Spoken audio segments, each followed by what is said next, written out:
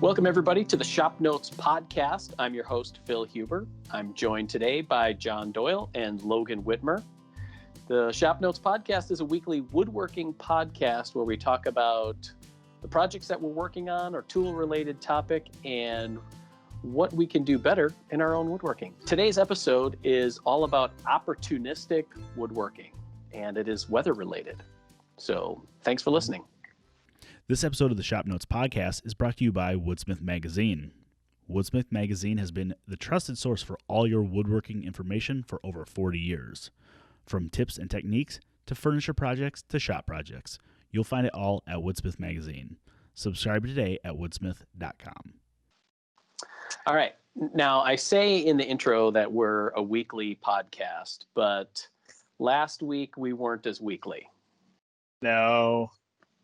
Life got in the way. Yeah, it was hard without electricity and internet to shoot up a podcast. Right. Well, we didn't have internet last week or electricity. What happened? Don't tell me there was a hurricane in Iowa. Yeah. Right. It's like those old Saturday Night Live skits with the land shark, except we had a land hurricane. Yeah. Yeah. So anybody that doesn't know, we legitimately had like an inland hurricane happen in Iowa, which knocked out power to everybody. Yeah, but because we're Iowa, normal hurricanes spin around. We decided to have a straight line hurricane. Mm-hmm. Across the entire state. Yeah. Yep. We had a weather phenomena called a derecho, which is an intense amount of straight line winds along with the associated thunderstorms and spin-off tornadoes and falling trees and downed power lines and falling trees and all that kind of stuff. So a lot of folk were without. Go ahead. I was just going to say, with hurricanes, usually they kind of predict those like a week out in advance, and you get, some preparation time. Here it was like 30 minutes before there's a storm coming, and 15 minutes before all the sirens are going on. Here in the West, when we hear tornado warning sirens, we all run outside going on. Yeah, because you always want to be able to see the tornado. You can't just hear about it, and you don't want to see it in response to some news event where some lady's standing in a moo-moo saying it sounded like a freight train and all that kind of stuff. But yeah, well, it was interesting because we're in Des Moines, right? And it hit Des Moines probably, I'd say 9:30, 10 o'clock, something like that is when it hit Des Moines. And Mark and Steve, our two shop craftsmen, and I were standing in the shop looking out the windows like, wow, it's really blowing out there. And then at about lunchtime, Mark said, hey, I'm gonna head home real quick and see what happened. He got back and he's like, oh my gosh, it's a mess out there. I was like, what do you mean it's a mess out there? And I drove down the road. I was like, oh, it is a mess. There are branches and limbs and no power all over, right? But the greater Des Moines area, for the most part, got away pretty scot-free. Limbs down and no power for some extended periods of time. I think John probably was the longest out of us, right? With 5 days without power. Yeah. But there are other places in Iowa that got it much, much worse than we did. Yeah, well, whole towns were cut off from power, and some places I don't think still have power. And it's interesting because we lost they said 100 or 10 million acres of corn. Is that what we lost in Iowa? Yeah, either damaged or destroyed was up to a third of the crop, between 10 and 14 million acres. Yeah, which is crazy. So, yeah. We could go out and hand pick it all, but ain't no time for that. Yeah. So. Well, and plus the corn isn't at maturity anyway, so.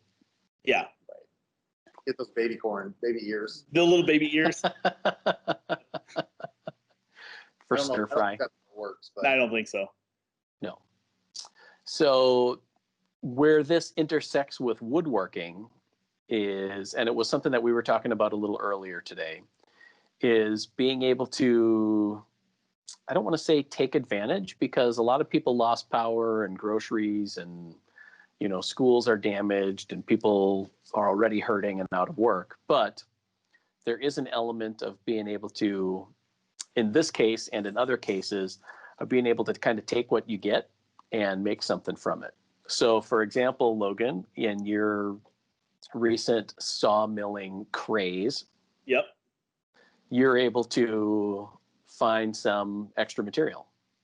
Yeah, there's a lot of extra material. So my one of the towns around us that got, I say around us, 2 hours away, they got a lot of damage, an extraordinary amount of damage. And if people have not seen anything about this, it hasn't been covered nationally a whole lot. But Google Cedar Rapids, Iowa storm damage, and the city of Cedar Rapids, which is probably the second biggest city in Iowa, I would guess. Yeah, it is. They lost, I would guess that 70% of the trees in the city got uprooted, which is, it was unbelievable. It looked like a hurricane went through Cedar Rapids, and everywhere there were trees down. I think they said almost 500,000 people without power in Cedar Rapids, and it was a lot of it from trees. Trees and telephone poles just being ripped right out of the ground and stuff. But yeah, there's a lot of trees available. So personally, my one grandparent's house ended up with a white oak tree on his roof, which I took down and am going to harvest. It just topped. So the top just broke off and landed on his roof. But the white oak trunk is solid, right? So I'm going to use it. And I didn't know this until last week when I went to start cleaning up. That was a white oak tree that my grandpa had taken from the family farm in southern Iowa as a little 8-inch tall sapling. It was growing in the pond. And he grabbed it, pulled it out, and dropped it in his yard, thinking this thing's not going to grow. It grew big. And It came back to bite him. It came back to bite him. He's like, that's what he said. He said, I would have never planted it if I knew it was going to grow that big. And he lost a few other trees, one of which was a Norway maple, which I'm going to harvest as well. And my other grandpa, his house is deemed uninhabitable now by the fire marshal because he had a ash tree go through his roof, and not just like poked holes, like it went through his roof into his kitchen. So I spent all last Friday removing the rest of it that was on his roof, and I'm going to harvest that ash tree. That's a tree that, they've lived there for 40 years, and it's part of their house, a part of his history there. So I'm going to harvest that one, which will be cool. It'll be cool having this lumber that has a little bit more meaning than just being sections of ash or sections of white oak. It's a little bit more interesting in the family. So from his house, I'm taking the ash, and he also has 2 pecan trees, which actually we took down one pecan tree probably 15 years ago, and that's what this tool tote is made out of. So some more pecan, which will be fun to have. But yeah, there are more, there are more trees than you can shake a stick at, pun intended. Well, that one was free for everybody. But it's interesting driving through Cedar Rapids because, right now you could have, if you had a sawmill like I happen to have, you could have your pick of any tree ever. Most people would say, heck yeah, come take the trunk section. I can deal with the limbs. Take the trunk because that's the big part. Right. It's just one of those things. Like I can't physically handle all that while I am, working here full time. But it's one of those things that making the best out of a bad situation, I guess. Being able to say, hey, yeah, I would love to have this tree from my grandparents' house, and that won't be lumber I'll sell. It'll be lumber I keep to build stuff with. Yeah. Same way with we had some damage around Des Moines. A couple of days ago, I took the morning off, and we had a white fir. Some lady had a white fir tree that topped, and she had it taken down. So now I have a lot of white fir that I went and sawed. So, unfortunately, they're all yard trees, which means I need to order a couple boxes of blades because there's going to be lots of nails, I'm sure. I know my grandpa's tree has always had squirrel feeders on the trunk, his ash tree. So I know I'm going to hit some nails. I don't really care. But it's one of those things that's kind of opportunistic. John, you had you had a branch. Sounds like you guys got like a lot cooler trees with oak and ash. I just got a dumb silver maple on my roof. So. Yeah. Stupid silver maples. Yeah. So that's been known to happen. But I did save a section, like I think the biggest part was like 13-inch diameter, and it's like 4 feet long. So I saved a piece and see what I can make out of that in memory of this event. Well, but John, you had something similar with what was it? A neighbor that had some walnut that was in their attic. I mean, It wasn't from a storm damage, but it just kind of. I think the husband had put it up there, probably 40 years ago, and his widow was moving out into assisted living last fall, and their kids were cleaning out the house, and they found that wood up in the attic that their dad had put up there, and they knew I was a woodworker, so they handed it off to me, and so I felt the responsibility of like, now what am I going to make out of this, or something special. So we ended up making one of the stools from the TV show for was it season 14? Yeah, right. And actually just ran into her daughter last week. I'd been hanging on to that stool since it was the beginning of March when all this had started, and it's like I couldn't get it to her in a assisted living area because they were all shut down, and so I'd been hanging on to that, and she came through the neighborhood just to see the damage last week and look at the house and stuff. And so I was able to hand that stool off, and she really appreciated it, and we'll get that to her and stuff. So it's kind of cool that, just having that, the sentimentalness, if that's a word, of that wood, and, continuing the story rather than just going in the garbage. And well, you had some reclaimed stuff from Chris Fitch, right? Some red pine that he had taken down. Yeah, and I guess that's where, the storm that we had last week is the starting point of it, because I know whenever we have storms around here, the Des Moines woodturners kind of like fan out with chainsaws and stuff, and all of a sudden you get a lot of free material. And Chris Fitch, our creative director, had some red pine that needed to come down. So, I wasn't looking for red pine, and it's just one of those things where either the material or a project idea kind of spur the opportunity to work on something. Yeah. They were things that I wanted to do. I made a little organizer. I've shown that on social media for my desk for working from home from this red pine. And I just love working with pine and other softwoods. And so while it wasn't something that I had on my radar necessarily, the opportunity came up for it to work with it. We were talking about, part of the sawmill group that you're with, they, every time a hurricane rolls through the southern U.S., a lot of people with sawmills start heading down there. It's public service to help people clean up.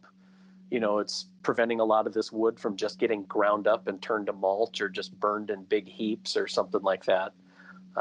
But you can also run across materials that you ordinarily wouldn't find, Yeah, in particular, that group that goes down when hurricanes land, it's the only way you can legally harvest Cuban mahogany now. So like these Cuban mahogany trees that are growing in Florida and coastal Florida, when they're damaged by a hurricane, they're able to be harvested then. So, it's an interesting thing. Another one of I mentioned this Norway maple my grandpa had. They're not a tree you usually find, and it was interesting. So I was researching this tree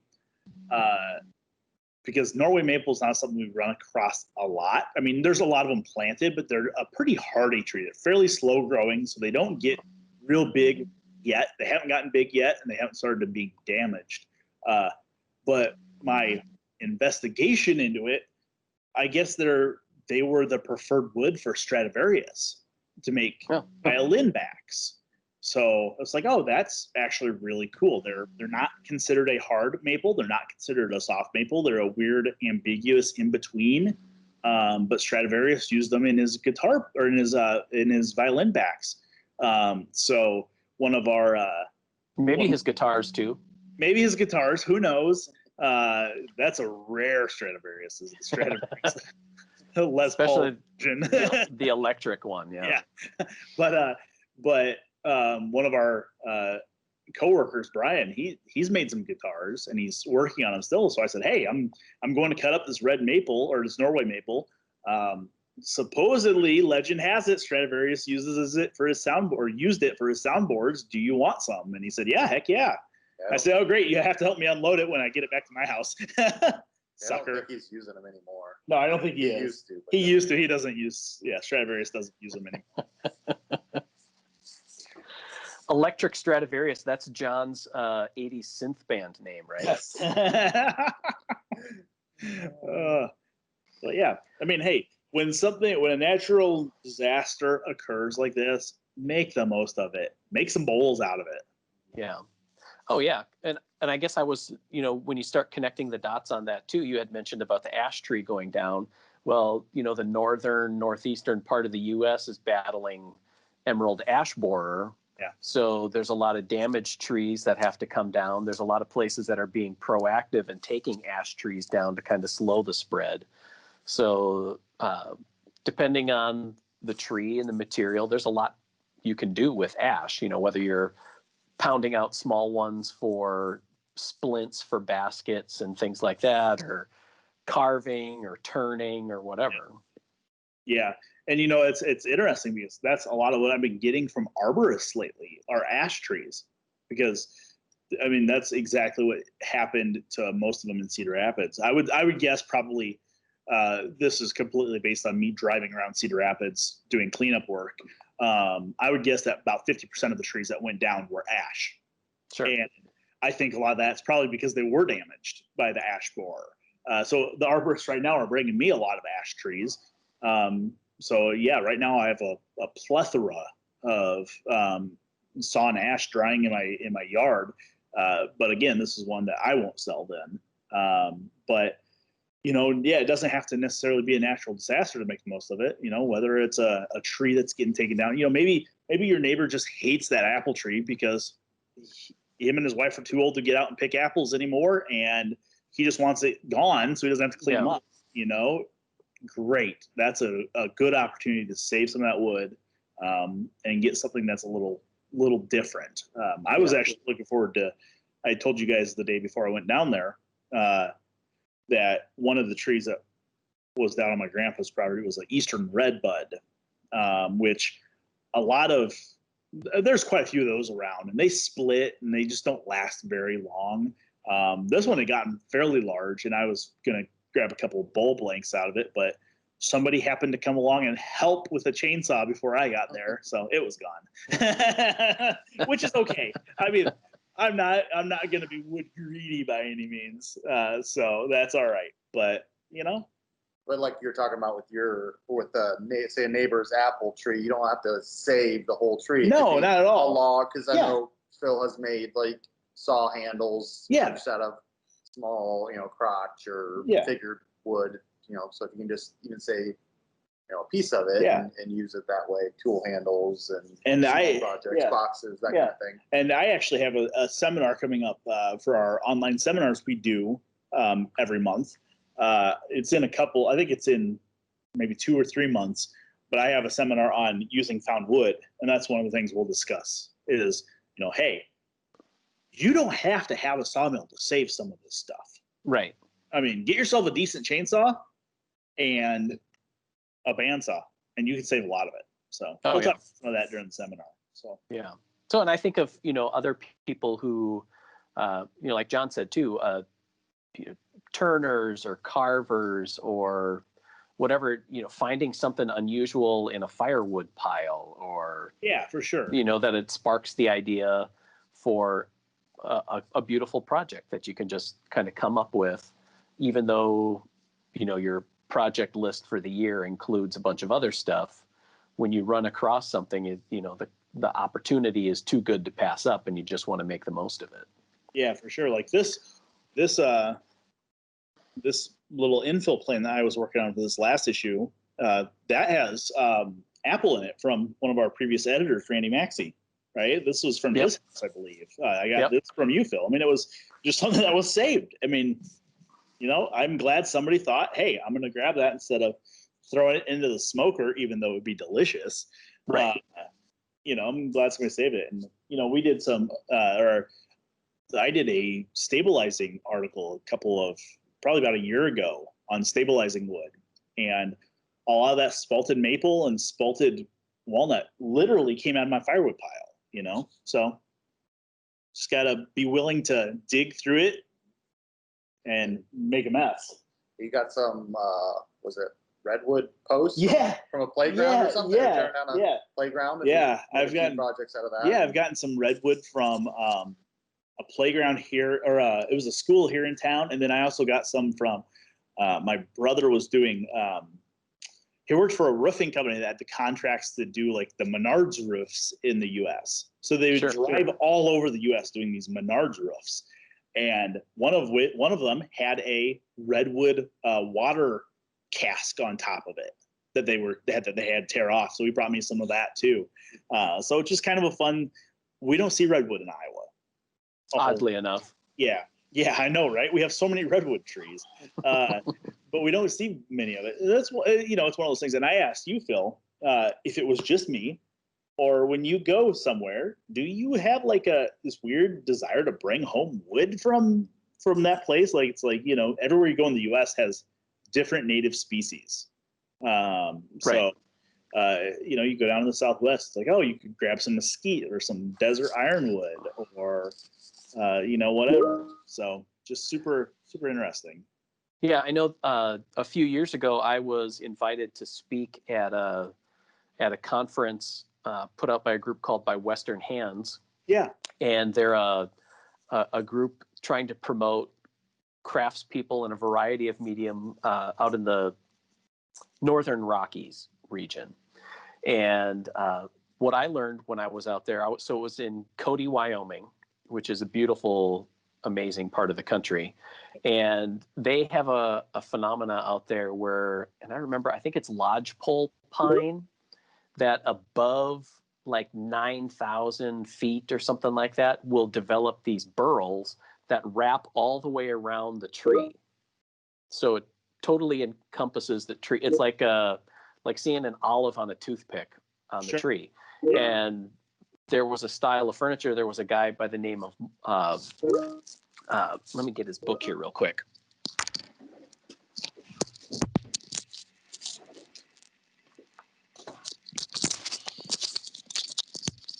And for anybody that is interested, the copy of, or a video of Phil's lecture there is on our YouTube channel.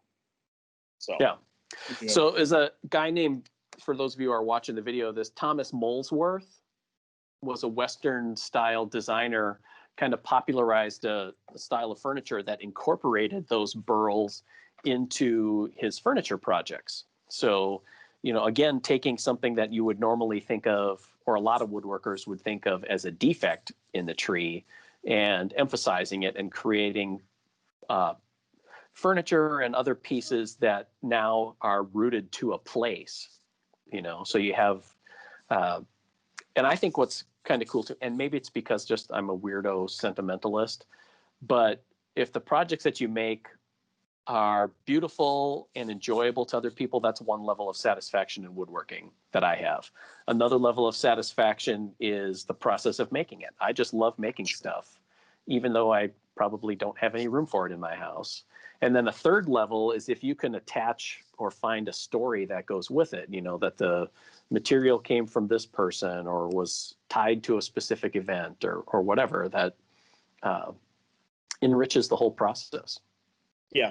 Well, and that's something that I've always enjoyed. And that's something I've started doing as I'm cutting and drying these logs. I'm barcoding, not barcoding, but I'm putting a ID number on each one, just using a little plastic like garden tags, and write a number on it, nail it on the end. That way I can inventory them, and then I write down where they came from, because I enjoy that enrichment. That knowing the history of that tree and where that wood came from, it enriches the experience, in my opinion. So yeah. Well, and you did that, John, with that dining table that you designed not that long ago. Yeah. We got all that Douglas fir from Reclaimed Barns, or corn crib. Yep. From here in Iowa, and they knew, where it came from and when it was built and when it was torn down, and so it just kind of adds to the lore of the project. And the lore, I like lore. that. Oh, I'm using that one. Yes. This is gonna be an epic ballad, isn't this going to be? Right. And then someday someone will tear down that table and build a barn or a corn crib out of that. And the cycle continues. Yep. Mm-hmm. Oh, man. That's after like the Mad Max era happens, right? And there's no trees left anywhere. And, Right. yeah. But, yep. Yeah. Cool. So projects that we're working on, I'm finally able to report that I'm finished my Dragon Space Ice capsule. Pull it back. Further back. Further back. Further back. Higher. Higher. Up. There you go. Look at that. Oh, see, I'm looking at my preview window. Like, So oh my gosh, that's huge. And then you, like, right, Yeah. it's life size, man. Life size. So I had some leftover basswood from another project and glued it up a blank, and then did some Dave Fisher style carving on it to give it the look. I wanted it to be textured. I didn't want it to be a perfect crisp model, but I got the rocket vents on the sides, and my daughter actually painted the dragon logo on it, which she is amazing on that. And then speaking of found wood, I have some a piece of walnut burl that I'm cutting for a base that I'll attach I saw those sitting in here. attach Cool. the capsule to, and kind of give it a platform for it. And it'll be a nice twin or accompaniment to the Apollo Command capsule that I did late last year. Yeah. So Nice. and in the process of it, I got to use one of my favorite jigs ever, is this semi-ridiculous circle cutting jig for my bandsaw, Yep. which consists of a random piece of MDF and a white oak runner on it. And then I've just drawn some straight lines across it and then used that to mark the radius of different circles or arcs or whatever that I want to cut. And it's one of those one-time jigs. We were talking about this in an earlier episode. Building a one-time jig so that you can, once you're done with it, you just chuck it and you wash your hands of it. And I've kept that one and used it 49,000 other times. Yep. Yeah. Well, so I have been still working on the stupid camper. I say stupid camper because my wife does not listen to this podcast, because this is kind of her camper that I got volunteered to help with.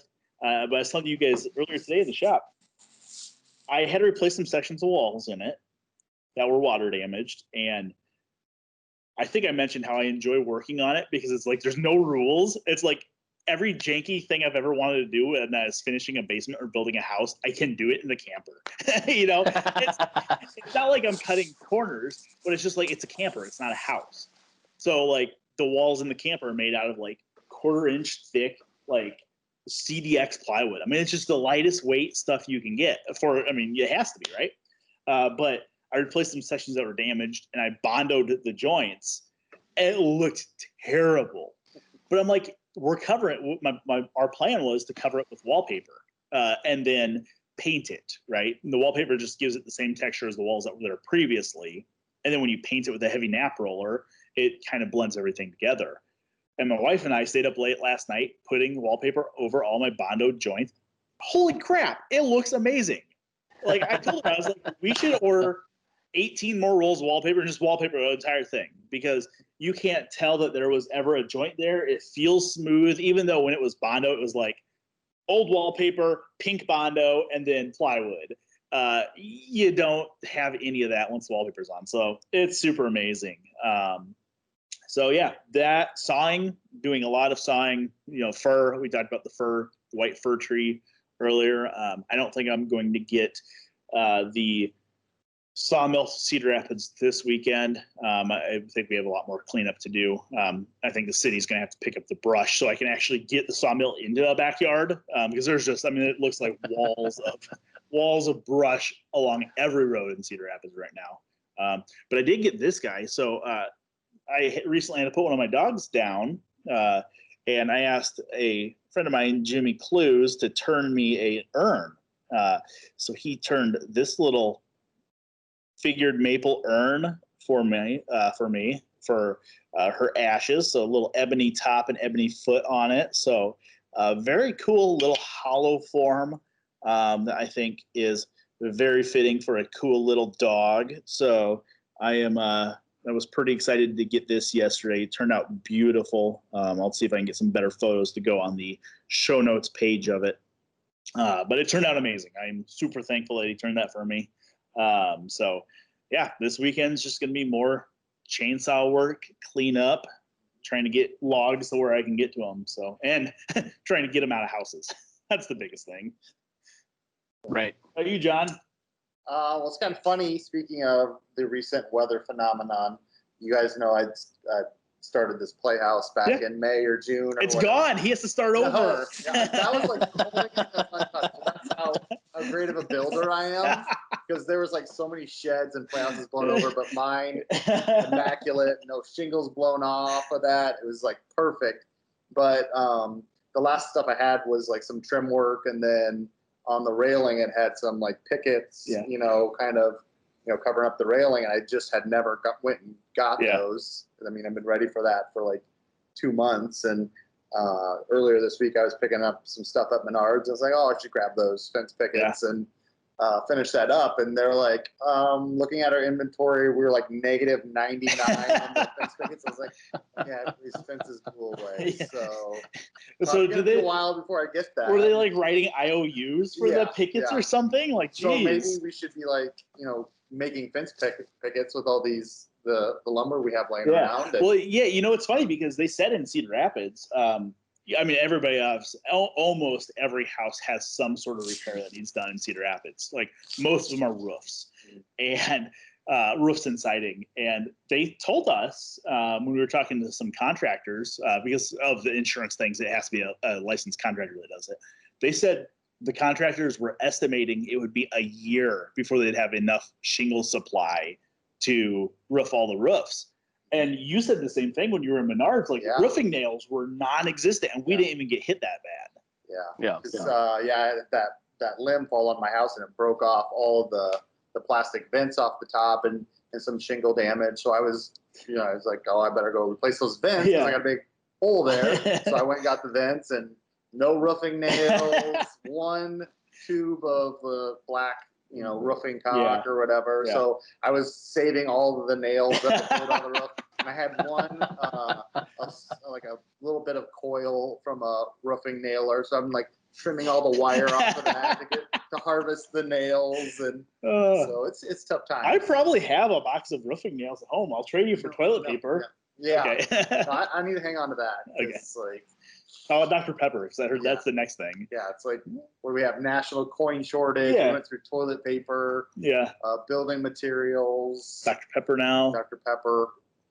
So it's like, what's next? Locusts, I hope. Right. Yeah. Frogs. Stocked up on groceries. Yeah. Oh, and then we had the power outage for a week and lost all that food. Yeah.